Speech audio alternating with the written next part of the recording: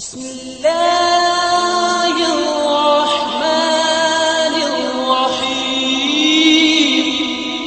حضرت ابراہیم بہت بڑے مہمان نواز تھے، صرف قربانی نہیں دیتے تھے، سارا سال بہت سارا لنگر، بہت سارا کھانا پینا، بہت ساری چیزیں جاری رہتی تھی۔ اور جتنے غریب لوگ تھے فلسطین کے، ان کو پتا تھا کہ حضرت ابراہیم علیہ السلام کا لنگر جاری ہے فلسطین میں جب آپ کا قیام تھا۔ ایک دفعہ ڈھیروں مہمان آ گئے اور کھانے کو کوئی چیز نہیں۔ حضرت سارہ اور جناب ہاجرہ دونوں اس وقت موجود تھیں۔ وہ کہنے لگی ابراہیم بہت سارے مہمان آ گئے تو کیا کریں؟ جناب سارہ کہنے لگی کس طرح کر کے ان کی مہمان نوازی کرنی؟ اور حالات یہ ہیں کہ قحط پڑا ہوا ہے فلسطین میں، مصر میں، دور دراز علاقوں میں۔ تو حضرت ابراہیم کہنے لگے یہ اللہ کے مہمان ہیں اور ہمیں رب کریم کا بندہ سمجھ کے آ گئے ہیں، اللہ ہی بندوبست کرے گا۔ فرمانے لگے میرا مصر میں ایک دوست ہے، وہ قحط کے دنوں میں غلہ جمع کر لیتا ہے، میں اس کی طرف پیغام بھیجتا ہوں، مجھے امید ہے وہاں سے غلہ ملے گا۔ 2-3-5 اونٹ والے غلام بلائے اور ان کو کہا کہ جاؤ غلہ لے آؤ مصر کے دوست سے۔ وہ لوگ کہتے ہیں ہم غلہ لینے گئے، وہاں جب پہنچے تو حضرت ابراہیم خلیل اللہ علیہ السلام کا پیغام دیا تو آپ کا وہ دوست کہنے لگا غلہ تو بے شمار تھا، مجھے خبر نہیں تھی کہ حضرت ابراہیم کا پیغام آئے گا، تو میں تو سارا تقسیم کر چکا ہوں، لوگ لے گئے، اب تو کوئی شے نہیں۔ اب وہ خالی آ گئے، 5 کے 5 اونٹ۔ جب خالی آئے تو حضرت ابراہیم کی حویلی کی دیواریں چھوٹی چھوٹی تھیں۔ ان غلاموں میں سے، خادموں میں سے، آپ کے ان چاہنے والوں میں سے ایک کہنے لگا یار وہ غریب تو انتظار کر رہے ہوں گے کہ غلہ لینے گئے ہیں، ہمیں روٹی ملے گی۔ چھوٹی چھوٹی دیواریں ہیں، وہ جب دیکھیں گے نا خالی آ گئے تو انہیں تکلیف ہوگی، اس طرح کرو بوریوں میں ریت بھر لیتے ہیں، ریت بھر کے لے جاتے ہیں، بعد میں اندر رکھ کے انہیں سمجھا بہلا لیں گے یا حضرت ابراہیم کو بتائیں گے، وہ خود ہی ان لوگوں کی دل جوئی فرمائیں گے۔ اب غلہ کی جگہ ریت بھر کے اونٹوں پہ رکھ کے لائی گئی، لا کے بوریاں جب رکھ دی گئیں، حضرت ابراہیم علیہ السلام دوپہر کے وقت آرام فرما رہے تھے۔ بی بی سارہ اٹھی، کہتی ہیں جب میں نے دیکھا نا کہ بوریاں پہنچ گئی ہیں تو گئی، غلام کو ساتھ لیا اور اس کو جب کھولا نا تو کہتی اتنی حسین گندم میں نے پہلے کبھی دیکھی نہیں تھی، اتنا پیارا دانہ میں نے کبھی ملاحظہ ہی نہیں کیا تھا۔ فرماتی ہیں جب اس کو پیس کر چکی میں روٹیاں پکائیں تو خوشبو دور دور تک پھیل گئی، اعلیٰ غذا بنی، بڑے بڑے کھانے بیبیوں نے مل کے پکائے، چن دیے گئے۔ حضرت ابراہیم اٹھے تو لوگ کھانا کھا رہے ہیں، سجدہ شکر ادا کیا، اور جب سجدے میں گئے تو وحی آنے لگی، پھر رونے لگے۔ جب پلٹ کر باہر تشریف لائے تو جناب سارہ کہنے لگی ابراہیم تمہارا مصری یار بڑا اچھا ہے، اس نے اتنی اعلیٰ گندم بھیجی ہے کہ اتنی تو میں نے پیاری گندم کبھی دیکھی نہیں۔ جناب ابراہیم مسکرائے، فرمانے لگی سارہ یہ مصری یار نے نہیں بھیجی، یہ میرے عرشی یار نے بھیجی ہے، یہ میرے عرشی یار نے بھیجی ہے۔ بھائی مہمان نوازی مزاج تھا، ہاتھ لٹا دینا مزاج تھا، دوسروں کی اشک شوئی مزاج تھا۔ حضرت ابراہیم علیہ السلام کا طریقہ ہے قربانی، حضور نے ان کا طریقہ بیان کیا۔ اگر سال کے بعد قربانی دینا ان کا طریقہ ہے تو سارا سال غریبوں کو روٹی دینا بھی حضرت ابراہیم کا طریقہ ہے، سارا سال غریب کی نوکری کرنا یہ بھی حضرت ابراہیم کا طریقہ ہے، بھوکے کو کھانا کھلانا یہ بھی۔ میرے مصطفیٰ کریم سید عالم صلی اللہ علیہ وسلم سے صحابہ نے پوچھا حضور بہترین مسلمان کون ہے؟ بہترین مسلمان؟ تو حضور نے فرمایا جو سلام لینے میں پہل کرے اور غریب کو روٹی کھلانے میں سب سے اچھا ہو، وہ بہترین مسلمان ہے، زبردست مسلمان۔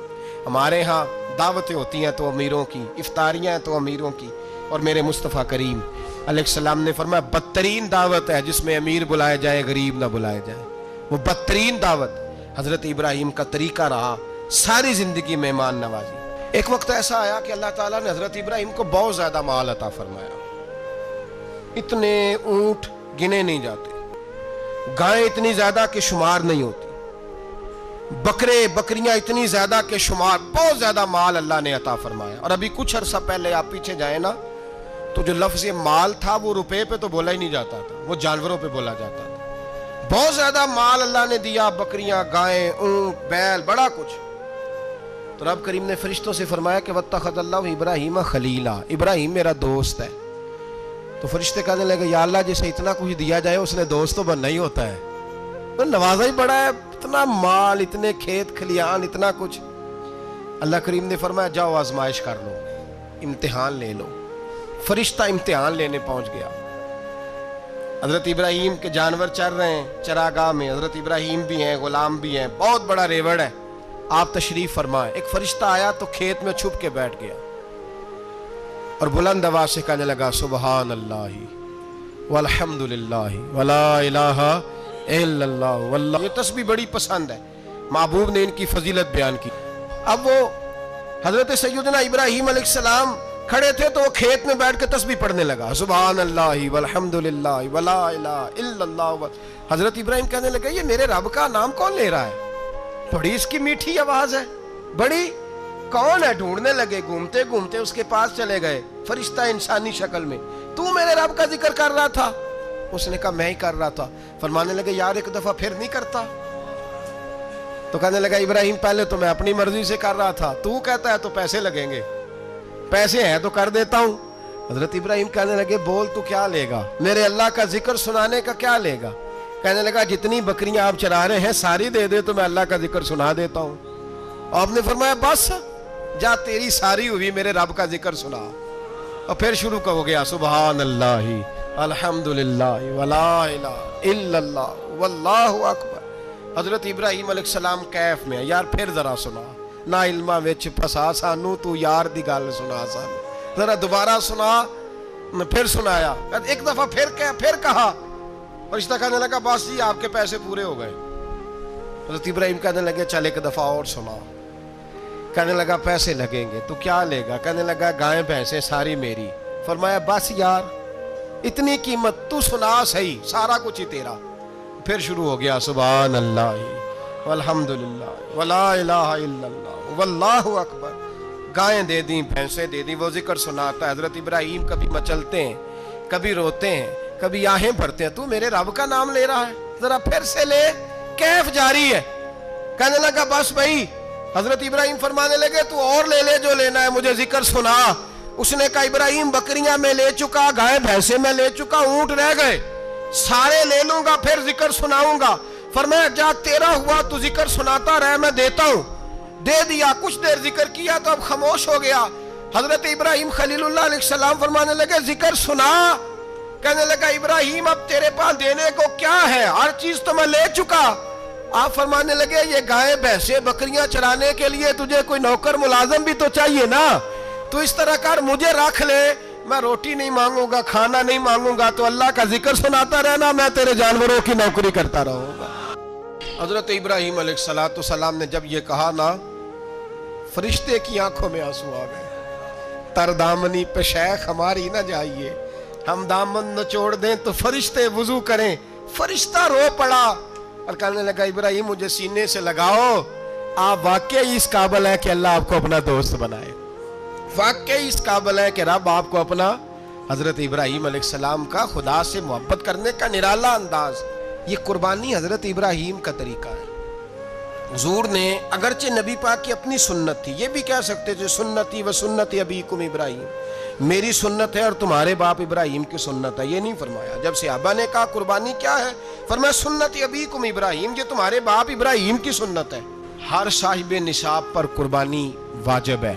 جو زکوٰۃ کا نصاب رکھتا ہو اس پر قربانی واجب ہے, یعنی ضروریات سے زیادہ اتنے پیسے, جتنے پیسوں سے زکوٰۃ فرض ہوتی ہے اتنے پیسے جس آدمی کے پاس قربانی سے پہلے آ جائیں اس آدمی پر قربانی کرنا واجب ہے. بکرا, چھترا, دمبا 1 سال کا یا دمبا 6 مہینے کا ہو پر اتنا بڑا محسوس ہوتا ہو کہ لگے کہ 1 سال کا ہے, اس کی قربانی ہو سکتی ہے. جانور میں کوئی عیب نہیں ہونا چاہیے, اتنا کمزور نہ ہو کہ ذبح جہاں اسے کرنا ہے وہاں وہ چل کے جا نہ سکے, اتنا کمزور جانور نہ ہو, اس کے اندر بظاہر کوئی اتنا بڑا نقص نہ پایا جاتا ہو, کانا نہ ہو, لنگڑا نہ ہو, کوئی اس کی ہاتھ نہ کٹے ہوئے ہوں, ایسا نقص جو واضح ہو. بکرا 1 سال کا, گائیں اور بھینس یہ 2 سال کی, اونٹ 5 سال کا. اب اس میں یہ ہے کہ ہمارے بہت سارے دوست چونکہ ہم دیہاتی لوگ ہیں تو پوچھتے ہیں کہ دوندا نہیں ہے تو چوگا نہیں ہے, تو یہ ہماری پنجابی کی اصطلاحات ہیں. پنجابی کی شریعت اسلامیہ نے سال بتائے ہیں, یہ تو ہم نے اپنی آسانی کے لیے, یا دیہاتوں میں جو ماحول تھا اس طرح کا جانور لیں, خوبصورت جانور لیں. 3 हिस्से करो गोश्त के, एक घर में रखो, एक रिश्तेदारों में बांटो, पड़ोसियों में बांटो, और तीसरा फकत गरीबों को दो। लेकिन मैं अक्सर ये सोचता हूँ कि हमारे यहाँ कुर्बानी करता ही वो है जिनके घर में हर जुमेरात को छोटा गोश्त पकता है, और जिनके घर में हफ्ते में 3 दफ़ा मुर्गी का गोश्त पकता है, वही तो कुर्बानी देने के काबिल होते हैं। तो वो भी अगर कुर्बानी के बकरे में से भी तीसरा रखना चाहें तो इजाज़त तो है, मैंने कहा सारा रखने की भी इजाज़त है। लेकिन अगर आप मेहरबानी करें, कोशिश करें कि यार हम तो सारा साल ही खाते हैं, और हमारे यहाँ जो गोश्त तकसीम होता है ना, वो भी बारी लगी हुई है, उधर से प्लेट आई थी गोश्त की तो इधर से भर के चली गई। भाई उसने की है, उसको बार बार गोश्त देने का क्या मतलब है? आप ये देखें अजीज़ों में, रिश्तेदारों में, और मैं अगर थोड़ा सा आपकी तवज्जो कराने में कामयाब हो जाऊं तो सफ़ेद पोश लोगों को देखें। कुछ सफ़ेद पोश हैं, सफ़ेद पोश जिनके ऊपर कर्जे हैं, बीमारियों ने जकड़ लिया है, घर में बड़े बड़े सख्त मरीज आ गए हैं, सफ़ेद पोश पहले दिया करते थे। आप उनसे पूछते हैं साहब कुर्बानी, तो बात को टालते हैं, वो कहते हैं सोच रहा हूँ कोई हिस्सा उस्सा डाल जाए, पर्दा पोशी करते हैं, कहते हैं कहीं हिस्सा रखा हुआ, पर्दा पोश। अक्सर वो लोग कुर्बानी नहीं दे पाते, अक्सर दिया करते थे अब नहीं दे पा रहे। क्यों? इसलिए कि मुश्किलात ऐसी आ गई। उन लोगों का ख्याल करें, उनके घरों तक गोश्त पहुंचा के आए, उन पर तवज्जो करें। वो सफ़ेद पोश आदमी कभी जिक्र नहीं करेगा। कुछ तो ऐसे हैं जो खुद पहुंच जाते हैं कि हमें गोश्त दिया जाए, लेकिन कुछ सफ़ेद पोश हैं, ला यसअलून अन्नास इल्हाफा। अल्लाह फरमाते कुछ लोग लिपट लिपट के सवाल नहीं करते, सफ़ेद पोशी का भरम रखते हैं, का मिजाज नहीं।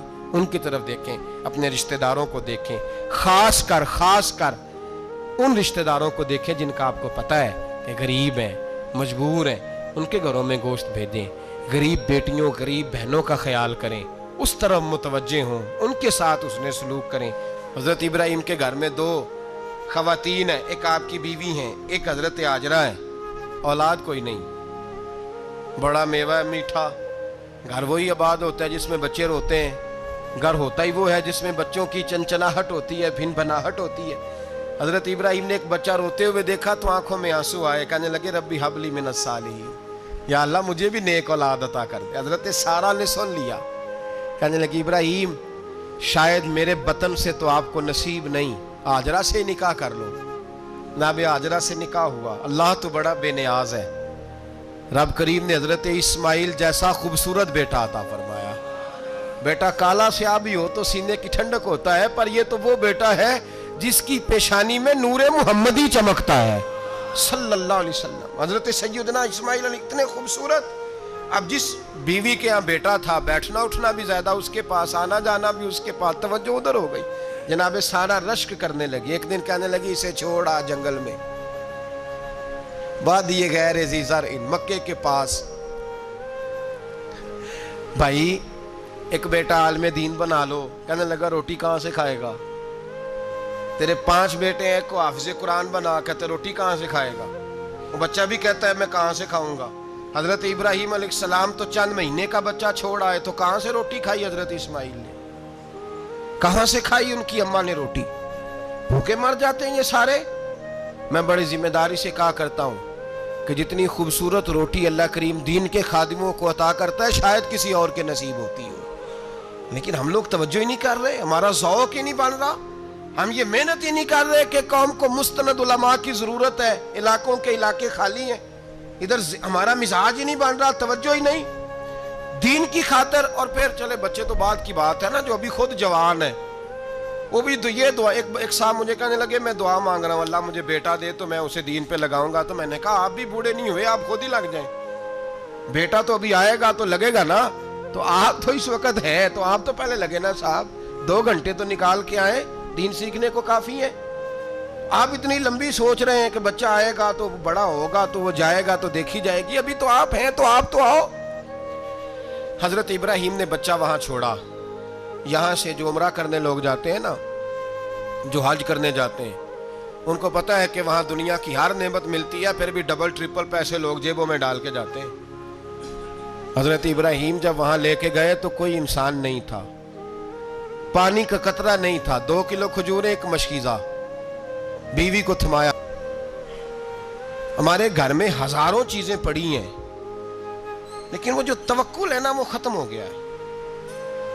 अल्लाह देगा, حلال حلال پہ قناعت کرے، جائز جائز پہ بھروسہ کرے، رب کریم عطا کرنے والا ہے، وہ مزاج ختم ہو گیا۔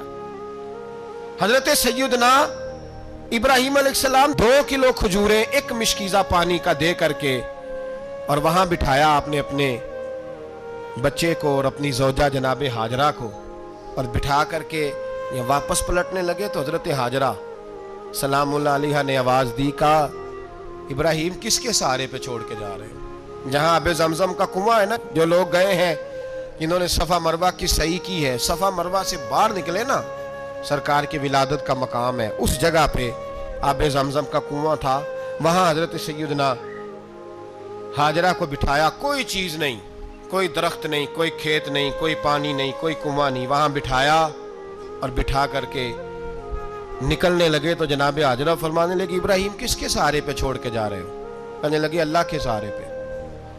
تو پاک باز بی بی نے ایک لفظ پوچھا، کہا ابراہیم یہ میرے رب کا حکم ہے، یہ میرے، بس جن کا عقیدہ توحید مضبوط ہو ان کے لیے ایک جملہ کافی ہوتا ہے، یہ میرے اللہ کا حکم ہے۔ تو جناب ابراہیم علیہ السلام فرمانے لگے ہاجرہ ہاں رب کا حکم ہے۔ جب یہ لفظ کہے تو چاہیے تھا نا حضرت ابراہیم تسلی دیتے، تو بی بی صاحبہ تسلی دینے لگی، عرض کرنے لگی ابراہیم اگر اللہ کا حکم ہے تو پھر آپ ہماری فکر نہ کرنا، اگر یہ رب کا حکم ہے تو پھر ہماری فکر نہ کرنا، جس رب نے ہمیں یہاں تک پہنچایا ہے وہ ہمیں کبھی بھی ضائع نہیں فرمائے گا، پھر فکر نہ کرنا۔ حضرت ابراہیم آ گئے، بات آپ نے سنی ہوئی ہے، اشارہ کرنا مقصود ہے۔ 13 سال میں چلے مان بھی لیا جائے بعض روایات کی روشنی میں کہ آتے جاتے بھی رہے، لیکن مکمل دیکھ بھال اپنے بچے کی پرورش میں پورا حضرت ابراہیم علیہ السلام کا کردار، سارا کردار ماں کا تھا۔ میں جب خواتین کے بارے میں کوئی بات کرتا ہوں تو میں آپ کو اکثر کہتا ہوں کہ یہ صرف بیوی کے لیے حکم نہیں ہوتا، یہ ٹریننگ بیٹی کو دینی ہے اور بہن کو دینی ہے، یہ تربیت کرے اپنے گھر میں۔ میں تجربے کی روشنی میں یہ بات عرض کیا کرتا ہوں کہ بھائی بچے باپ کے فرما بردار اس وقت ہوتے ہیں جب اماں انہیں باپ کا فرما بردار کرتی۔ حضرت سیدنا ابراہیم 13 سال کے بعد آئے، چونکہ گھر میں اللہ تبارک و تعالیٰ کی دوستی کا چرچا تھا، اللہ تبارک و تعالیٰ کی محبوبیت کا غلبہ تھا۔ 13 سال کے بعد فلما بالغ معہ سعیا، بیٹا جب اتنا بڑا ہوا کہ سال چلنے لگا تو حضرت ابراہیم نے اپنے بیٹے کو بلا کے کہا بیٹا مجھے خواب آئی ہے، میں تجھے ذبح کر رہا ہوں، تیری کیا رضا ہے؟ تو حضرت اسماعیل کہنے لگے یا ابت افعل ما تؤمر، ابا جی اللہ جیسے حکم دیتا ہے میرے ساتھ ویسے ہی کریں، جیسے اللہ حکم دیتا ہے ویسے ہی، بولیے ویسے ہی کریں۔ حضرت ہاجرہ کو کہا کہ ایک دوست نے دعوت کی ہے تو وہاں جا رہے ہیں، بی بی مطمئن ہے، تفصیلات کی ضرورت نہیں، ختم بات، اعتبار ہے، مطمئن ہو گئی۔ شیطان پیچھے سے آیا اماں کے پاس، ذرا تھوڑی دیر کے لیے تصور جمائیے، یہاں تو پڑوسن آ کے کوئی بات بتا دیتی ہے خاوند کے بارے میں تو کئی مہینے جھگڑا جاری رہتا ہے، پڑوسن محلے دار۔ شیطان نے آ کے بتایا لفظ کیا ہے؟ کہا حضرہ تمہیں پتا ہے کہاں جا رہے ہیں؟ کہا دوست کی دعوت میں۔ تو کہنے لگے دوست کون ہے؟ رب کریم، اور ابراہیم کا خیال ہے کہ اس رب نے مجھے حکم دیا ہے کہ میں ذبح کروں۔ تو حضرت ہاجرہ کہنے لگی کبھی باپ بھی بیٹے ذبح کرتے ہیں؟ شیطان کہنے لگا ان کا خیال ہے کہ ان کے رب نے حکم دیا ہے۔ تو جناب ہاجرہ فرمانے لگی اگر رب نے حکم دیا تو پھر تو مجھے شیطان لگتا ہے، تو مجھے شیطان لگتا ہے۔ کہا کیا مطلب؟ فرمانے لگی اگر رب کریم کا حکم ہے تو میرے پاس ایک اسماعیل ہے، اگر 1000 بھی ہوتے میں سارے اللہ کے راستے میں پیش کر دے دیتی، مالک کا ہی تو ہے سارا کچھ، اسی کا ہے، اس میں لیت اللہ کی کیا گنجائش؟ حضرت سیدنا ابراہیم علیہ السلام نے بیٹے کے حلق پہ چھری رکھ بھی دی اور چھری چلا بھی دی، رکھ بھی دی، اور وہ تو اللہ کریم نے فرمایا یا ابراہیم قد صدقت الرؤیا، ابراہیم تو نے خواب سچا کر دکھایا، وہ قیامت تک تیرا نام رہے گا۔ حضرت ابراہیم نے وطن بھی دیا، جان بھی دی، بیٹا بھی، اللہ کریم نے دمبے دیے، فرمایا یہ فدیہ ہے۔ اب یہ قربانی قیامت تک حضرت ابراہیم کے طریقے کے مطابق جاری ہے۔